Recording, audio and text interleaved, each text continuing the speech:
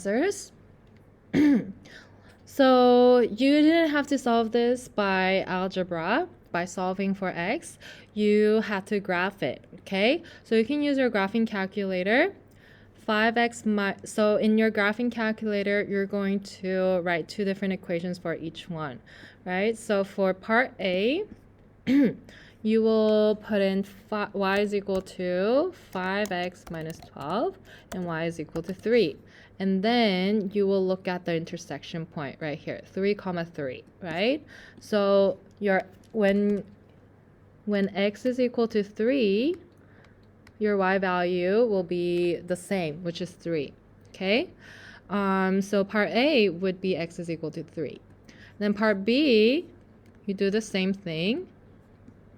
You put the different equations. So negative absolute value, x minus 2, absolute value close. And then that is your first equation. And then y is equal to negative 1 over 2, x minus 2, right?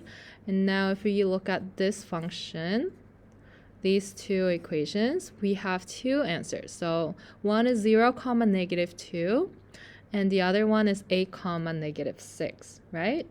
So when you have, even though the y values are different in different points, you still have the same y values for each equation, right? So when x is equal to 0, they both have negative 2 for a y value. When x is equal to 8, they both have negative 6. So these are called the intersection points, and these are called the solutions of your equation.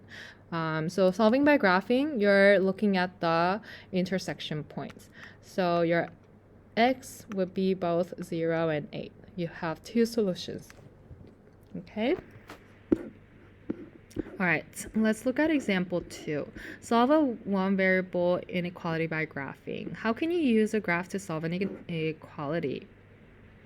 So let's solve x squared minus 4 is greater than 0. So we want to solve this by graphing as well. In order to do this, we also graph x squared minus 4, and then we have 0, right? So if we graph it, let's graph. So let's graph x squared minus 4. And then we're going to graph x is 0. So we want everything that is greater than 0, right? So we're looking at points that are not equal to each other. So this is not equation. So it's not going to be negative 2 and 2, right? We're going to see all the values for y that are greater than 0 on this graph, this black graph. Okay, because that is our x squared minus 4, right? Your x squared minus 4 has to be greater than 0. So this graph has to be greater than 0. Your y value has to be greater than 0. So all these points are part of your solution. All these points above this red line is part of your solution. Does that make sense? So anything less than 2, when x is less than 2, negative 2, and when x is less than negative 2 and when x is greater than 2, your function will be greater than 0. Yeah? So that is why we have x less than negative 2 or x greater than 2. So any numbers less than negative 2 or greater than 2 will be our solution. Or we can say intervals from negative infinity to negative 2, and then positive infinity to 2 to positive infinity. Okay, let's look at a word problem example. A motorcycle is 40 miles ahead of a car. The motorcycle travels at an average rate of 40 miles per hour. The car travels at a rate of 60 miles per hour, so obviously car is faster. When will the car be ahead of the motorcycle? So we can write equations for each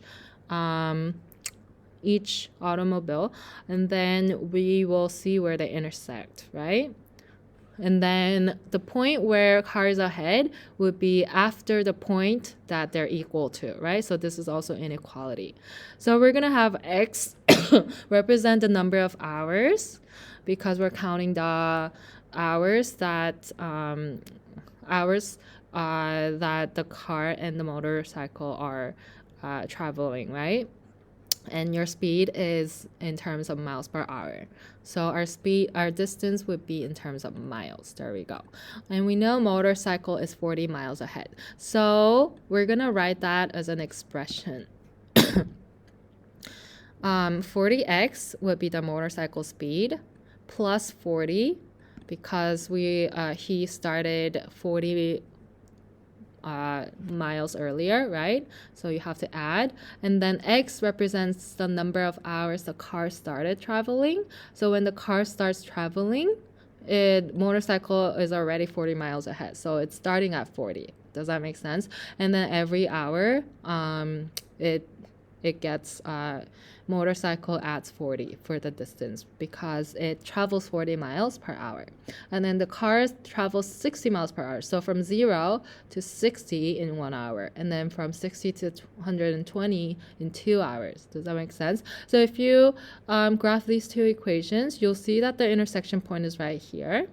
And once the intersection point is 2, 120. So after 2 hours, at exactly 2 hours, the car will be at the same distance with the motorcycle, but after 2 hours, it will be ahead. It will be ahead. The blue is the car, right?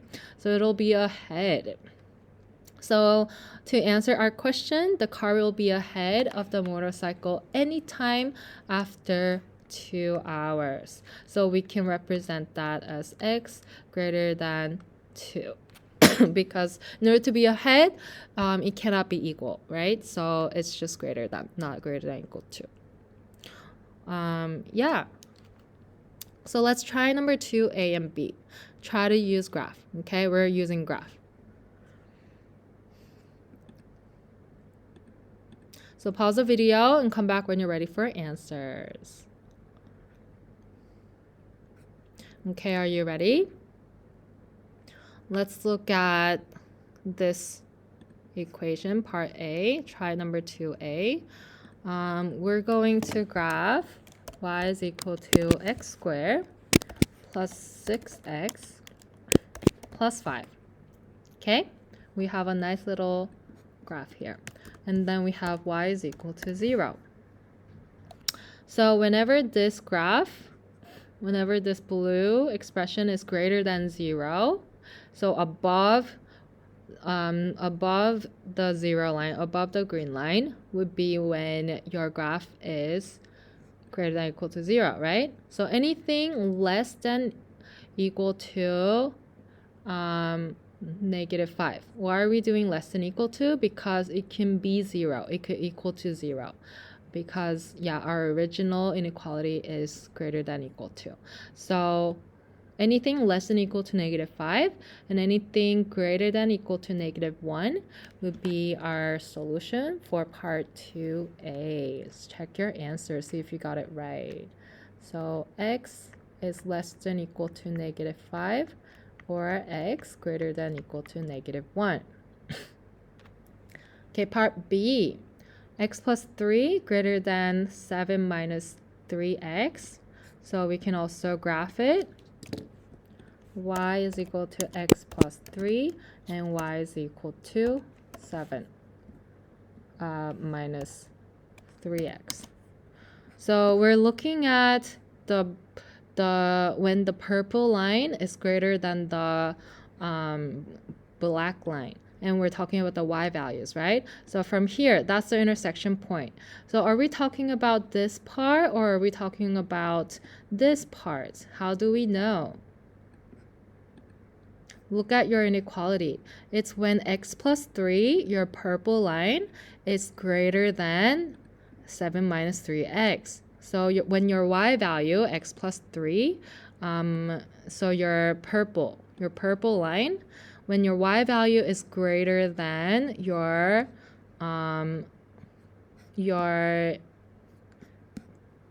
7 minus 3x. So it's right here, right? Yeah, so anything, so it's this part. When you see the intersection point, from there you need to know which direction we're going. So when this is greater than that, that means from here, your x has to be greater than 1, okay? It's this part. So your x greater than 1. Okay.